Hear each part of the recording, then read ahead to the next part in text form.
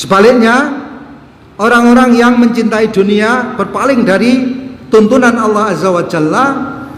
Engkau mendapati mereka itu yatakallabuna baina a'tafin na'im, bergelimang dengan kenikmatan, wa yaquluna min anwa'il madzat mataba, dan mereka itu makan dari jenis-jenis makanan yang lezat yang mungkin didapatkan, dan mereka memakai pakaian yang terbaik dari pakaian yang mungkin didapatkan, dan mereka itu mengendarai semewah-mewahnya kendaraan, sayarat, mobil. Wa ya'ishuna fil ammarat asyahiqah, dan mereka bertempat tinggal, hidup di istana-istana yang tinggi atau megah, tetapi hati mereka lemah, hati mereka gelap, hati mereka sedih, hati mereka menderita.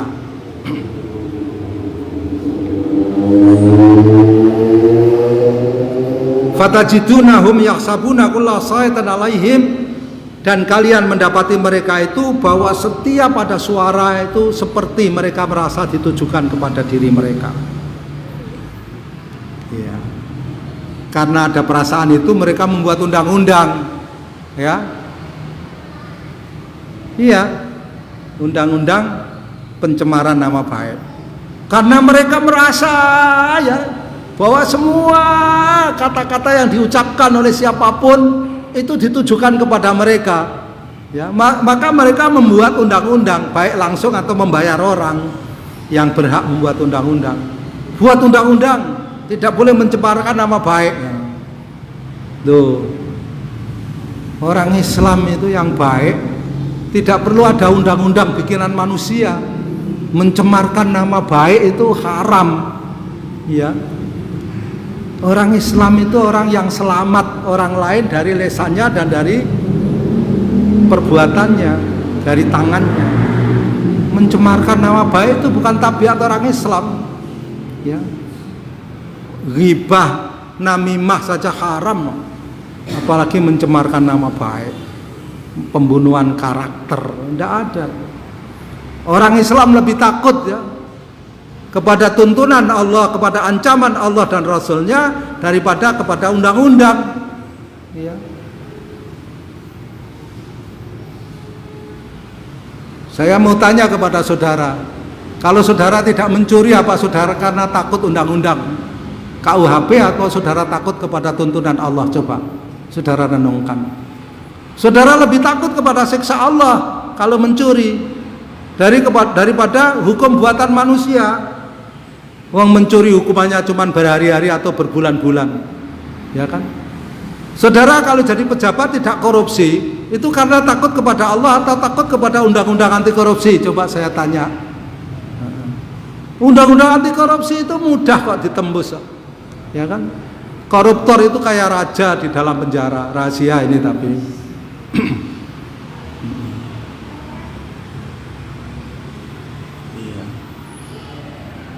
Ya, saudara lihat aja di televisi, kalau ada sidak itu inspeksi mendadak kamar-kamar para koruptor itu, ya, saudara renungkan apa yang tidak ada.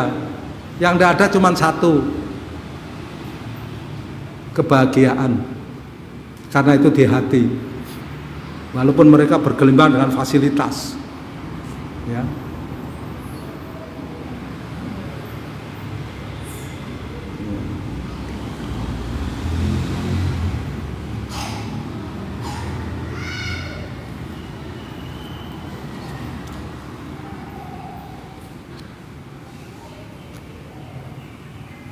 Laisa dzalika biaidihim, ya.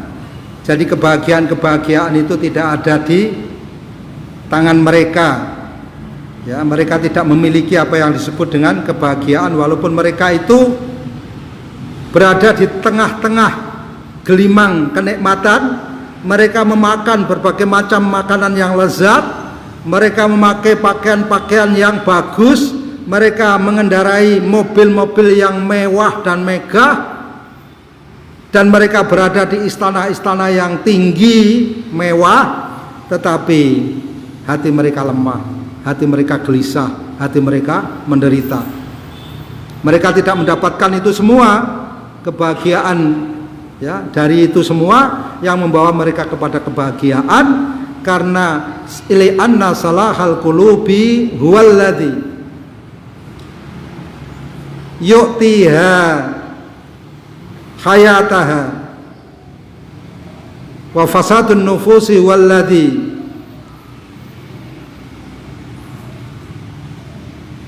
yuhinuha wa yudhaifuha wa yuqliquha. Karena hatinya sakit. Sementara sesungguhnya hati yang sehat, sehatnya hati itu yang akan memberikan kehidupan kepada hati itu. Dan rusaknya jiwa atau hati itu yang akan menyebabkan hati atau jiwa seseorang itu menjadi hina, menjadi lemah, dan menjadi sedih.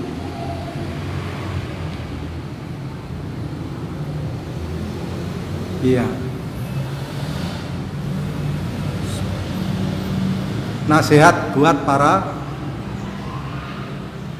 tawanan dan para narapidana, kasus apapun, apalagi kasus yang dalam rangka menegakkan agama Allah Subhanahu wa Ta'ala.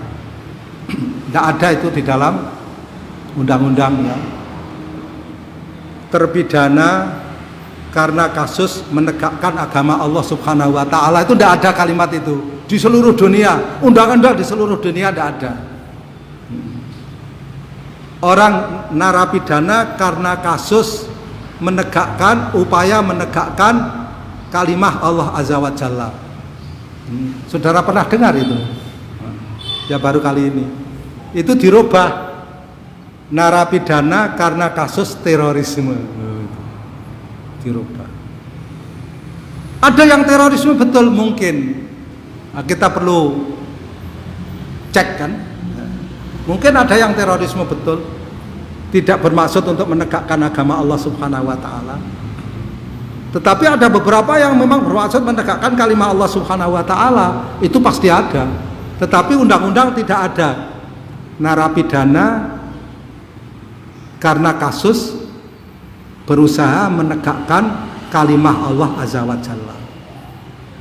Saya tidak mengatakan menegakkan negara Islam atau khilafah Islamiyah, karena kasus berusaha menegakkan kalimat Allah Subhanahu wa Ta'ala. Itu bahasa Al-Quran.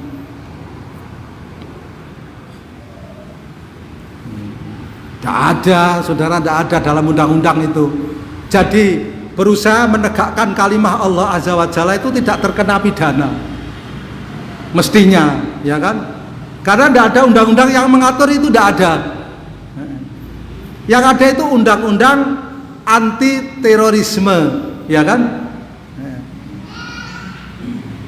Tapi masalahnya, saudara, orang-orang yang terlibat itu kadang-kadang yang ngaku, ya saya memang terlibat terorisme, itu kena undang-undang. Enggak, saya enggak kok. Saya mau menegakkan kalimat Allah Azza wa Jalla. Kalau di dalam undang-undang saudara ada kalimat itu, bahwa menegakkan kalimat Allah Azza wa Jalla itu pelanggaran hukum, hukum saya, enggak apa-apa. Tapi tidak ada itu, saudara-saudara. Saudara cari bolak-balik, fotokopi keliru, tidak apa-apa ya, bolak-balik tidak pernah akan ada. Bahwa berusaha menegakkan kalimat Allah Azza wa Jalla di muka bumi itu adalah pelanggaran undang-undang atau pelanggaran hukum. Tidak pernah akan ada, percayalah. Apalagi di Indonesia, sampai ada unta masuk lubang jarum. Di Amerika saja tidak ada itu. Negara yang ditegakkan atas dasar memusuhi Islam itu aja tidak ada.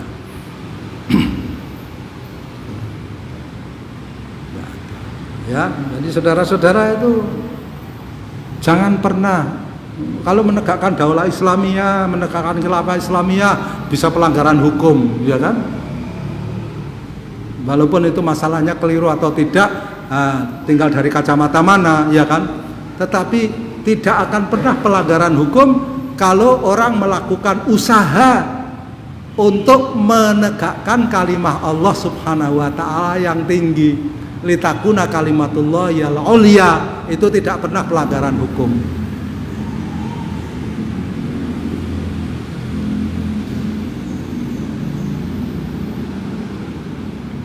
Tapi bahasa itu tidak pernah difahami oleh penegak hukum, itu persoalannya, ya kan, itu saudara-saudara.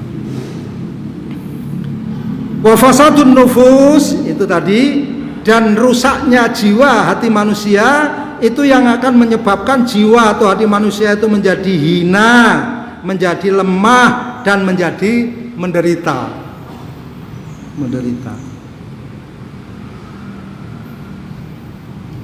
Hati itu kalau sudah lemah, ya, menjadi hina dan menderita, kumpulan segala keburukan. Ya. Orang itu biasanya menjadi hina dan lemah kalau sudah merasa menderita. Ya. Kalau orang itu sudah merasa menderita, maka dia akan menggunakan segala kehinaannya untuk meminta kepada orang lain. Ya, sudah merasa menderita, dia ingin bagaimana keluar dari penderitaannya.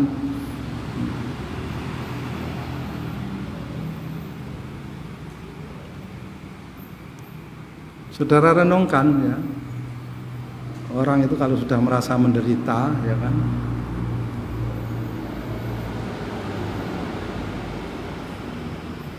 dia akan datang mencari orang yang bisa melepaskan penderitaannya itu dengan hina, dengan menghina-hinakan dirinya.